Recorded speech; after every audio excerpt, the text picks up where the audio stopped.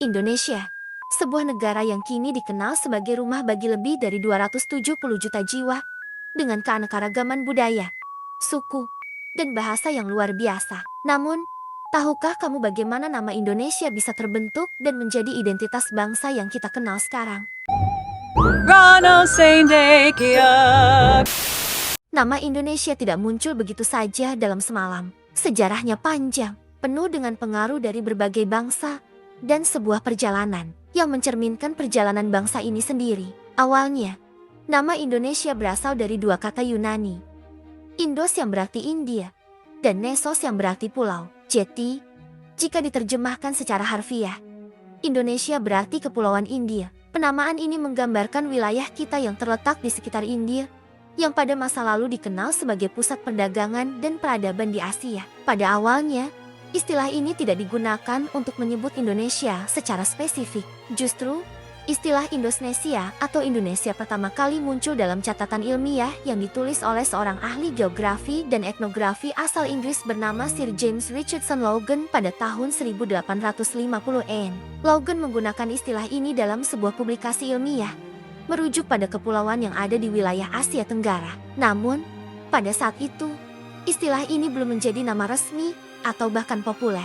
Setelah itu, sekitar 30 tahun kemudian, istilah ini mendapat pengakuan lebih luas berkat Adolf Bastian, seorang ahli etnologi asal Jerman yang terkenal. Pada tahun 1884, Bastian mempopulerkan nama Indonesia dalam karyanya dan merujuk pada kepulauan di Asia Tenggara. Dia merasa bahwa istilah ini lebih tepat untuk menggambarkan wilayah tersebut yang terdiri dari banyak pulau yang tersebar, dengan keanekaragaman budaya dan etnis yang sangat besar. Pada awal 1900, seiring dengan berkembangnya pergerakan nasionalisme Indonesia, semakin banyak tokoh pergerakan yang mulai mengadopsi nama Indonesia sebagai simbol kesatuan dan identitas bangsa.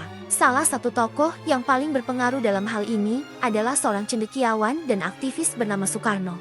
Nama Indonesia mulai digunakan untuk menyatukan berbagai suku bangsa, agama, dan budaya yang ada di kepulauan ini, yang sebelumnya terpecah dalam berbagai kerajaan, daerah, dan identitas lokal. Saat itu, nama Indonesia dianggap sebagai lambang kesatuan bangsa yang besar, terdiri dari berbagai pulau dan suku, namun tetap satu dalam semangat perjuangan. Dan akhirnya, pada 17 Agustus tahun 1945, Indonesia merdeka. Nama Indonesia yang telah dipakai selama bertahun-tahun dalam pergerakan nasional, akhirnya menjadi nama resmi negara yang merdeka. Dengan mengucapkan proklamasi kemerdekaan, Soekarno dan Hatta tidak hanya menyatakan kemerdekaan, tetapi juga menegaskan bahwa negara ini dengan segala keragaman yang ada akan disebut sebagai Indonesia. Sejak saat itu, nama Indonesia bukan hanya sebuah istilah geografis atau ilmiah.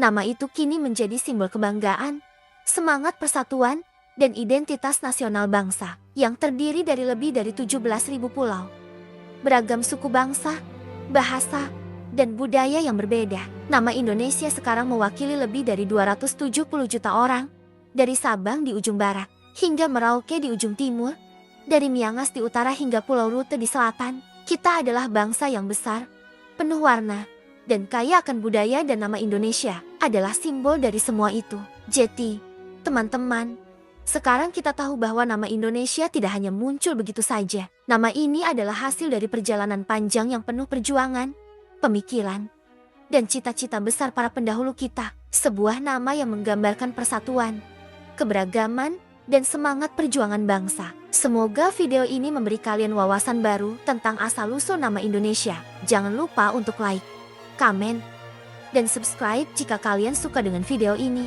Mari kita terus jaga dan banggakan Indonesia, negara yang kita cintai. Sampai jumpa di video selanjutnya.